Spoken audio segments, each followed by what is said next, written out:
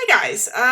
Today I thought I'd kind of talk to you about something that's been on my mind a little bit recently, because it's something I guess I struggle with as a painter, and I've been kind of thinking, how to deal with it. And that's, of course, the question of being able to paint a variety of different scales well. So, not just doing nice looking 28 millimeter or 15 millimeter or 54 millimeter, whatever you paint, but being able to do all of those scales and do them well. I guess I kind of got thinking about, because I was looking online at some pictures of a painter who's really good, whose work I really admire, but they do a lot of work clearly in one scale and are very much at home in that scale.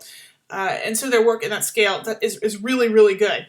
But I was looking at some stuff that they had done in a different scale, and it was still really, really good because, I mean, if you're a good painter, you're a good painter, and you're probably going to do pretty well, with whatever you paint, but you could still see a difference. It was very clear that it just, it just wasn't quite, I don't know, it just wasn't maybe quite as proficient as the stuff that they were, painting in their sort of their home scale, I guess, as I will call it. It was good, but it just wasn't quite as good, I guess.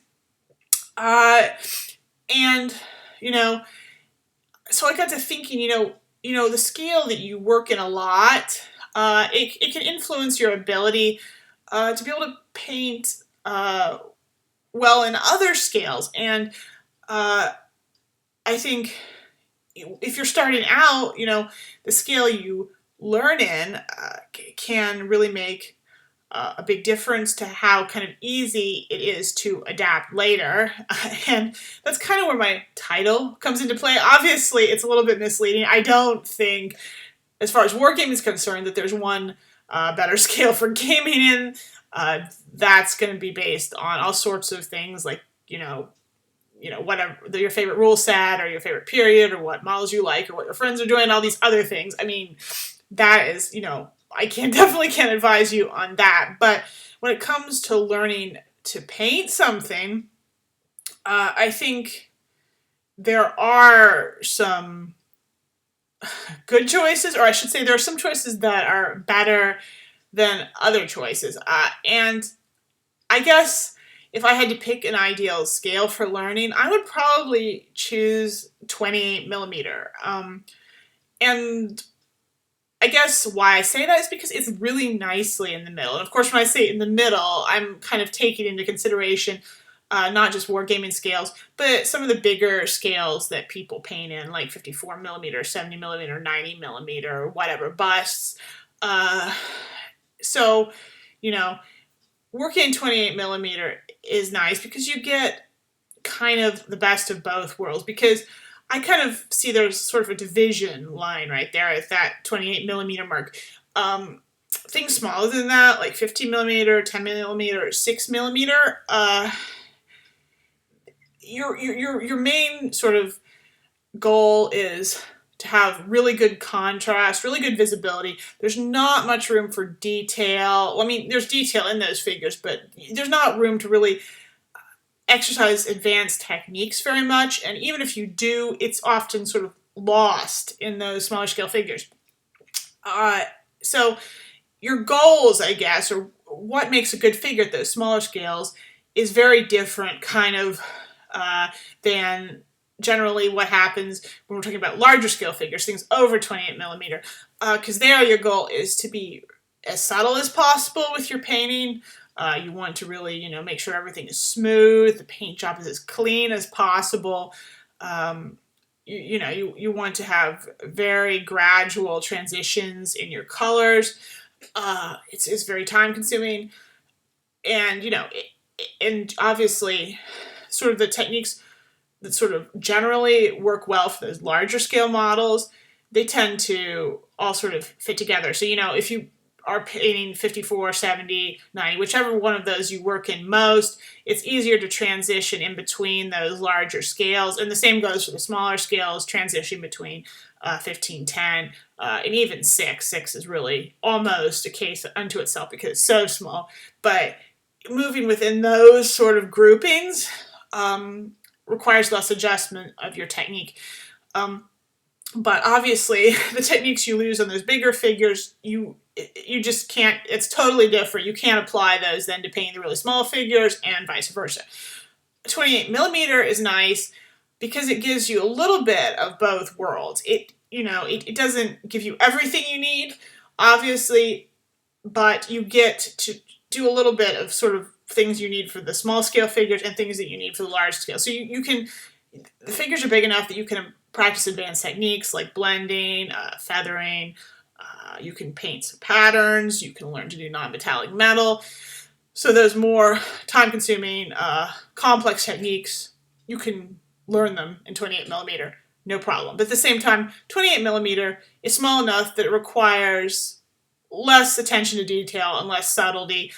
You can paint a figure very well without having to spend days or weeks or months on it to get a good result. And you still have to be mindful of sort of building up enough contrast, kind of exaggerating your colors more as you would in the smaller scale figures. So, I guess what I'm saying is then by really starting out in 28 millimeter and learning in that scale, you'll find if you then want to go on to smaller or bigger things, you're going to find it a lot easier to sort of make that transition.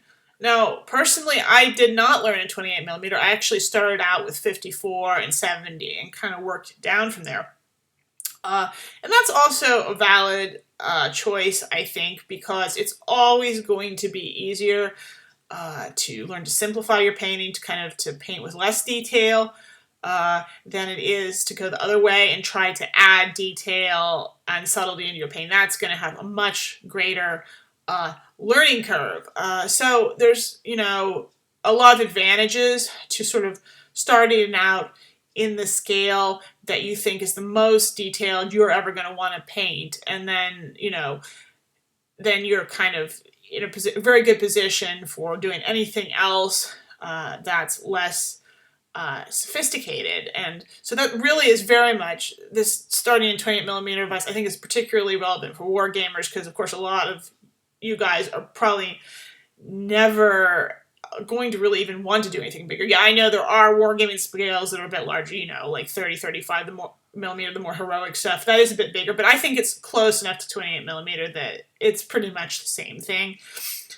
But at any rate, you will then have basically learned everything that you're going to need potentially to paint pretty much any size of wargaming figure ever. And in the case that you decide you really, really, really like painting and you want to just do it more for the art and stuff, you will not be in a terrible position to move up to the larger scales. It will be not as easy as going downwards, but you will have had enough practice with the harder techniques that you won't be totally, out of your depth. Like if you were someone who only painted 6 millimeter and then tried to, paint a 54 millimeter figure after that. And yeah, you may say, well, I only ever really plan to work and use one scale. So, what's the point of me learning in, say, 28 millimeter when I only ever want to do 10 millimeter models or whatever? And that's a fair point, but do keep in mind that at least trying out different scales can have benefits for whatever your default scale is as well. I mostly work at 28 millimeter now, but I still like to paint 54 or bigger figures from time to time. And I actually found after I'd worked in 28 for a while and went back to the bigger models, my painting got a lot better on those as well because, well, one example is with the bigger models, it's still fairly common to paint a midtone first and then shade downwards from the midtone and then sort of highlight upwards from the midtone. That's a common way of working in that scale, or at least it was for a long time. And whereas in wargaming, often you always sort of start from the darkest tone, just work up to the lightest. And when I started using that technique on the bigger figures, it was like a eureka moment for me. My bigger figures got so much better. I mean, that may just be personal preference or kind of what clicks for me in my brain, but when I started painting my big scale models with that sort of technique, I got so much better results. It was a huge help to my painting. And you'll find insights like that all over the place. You'll get, ideas, and things will kind of occur to you from trying out these other scales that, you might not ever even have thought of, things that would just not ever even have occurred to you if you just only ever kind of stick with one scale and don't really kind of experiment beyond that. So I'm really curious to hear what you guys think about this topic. What scale do you paint in now? Is that the scale you started in?